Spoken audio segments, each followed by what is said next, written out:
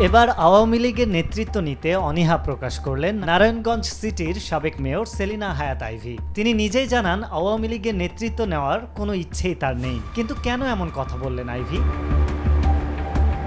সম্প্রতি দেশের একটি অনলাইন পোর্টালকে দেয়া এক বিশেষ সাক্ষাৎকারে সাবেক এই মেয়র বলেন, আওয়ামী লীগ একটি ঐতিহ্যবাহী দল। অবস্থার পরিপ্রেক্ষিতে দলটি কোনো একটা ভাবে আছে, তারা তাদের অবস্থান নিয়ে আছে। নেতৃত্ব নেব এ ধরনের কোনো মানসিকতা আমার নেই। আইভী আরও বলেন, আমি আওয়ামী লীগের একজন ছোট কর্মী ছিলাম। দীর্ঘ 20-22 বছরের রাজনৈতিক জীবনে আমি ছোট কর্মী হিসেবে থেকেছি। বড় কিছু হওয়ার খায়েশ আমার নেই। নারায়ণগঞ্জের বাইরে নিজেকে কখনো চিন্তা করিনি, ভবিষ্যতেও করব না। যেখানে আছি সেখানেই থাকবো। জনসেবা করতে পারলে করব, না পারলে করব না।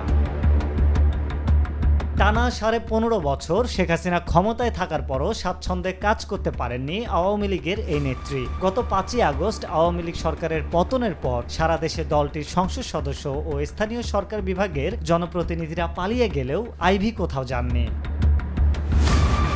সম্প্রতি সামাজিক যোগাযোগ মাধ্যমে ছড়িয়ে পড়ে সাবেক রাষ্ট্রপতি আব্দুল হামিদ ও নারায়ণগঞ্জ সিটি কর্পোরেশনের সাবেক মেয়র ডাক্তার সেলিনা হায়াৎ আইভীকে আওয়ামী লীগের ভারপ্রাপ্ত সভাপতি ও সাধারণ সম্পাদক করা হচ্ছে। আওয়ামী লীগকে বিভক্ত ও দুর্বল করার জন্য এ গুজব ছড়ানো হচ্ছে বলে দলটির ভেরিফাইড ফেসবুক পেজে জানানো হয়েছে।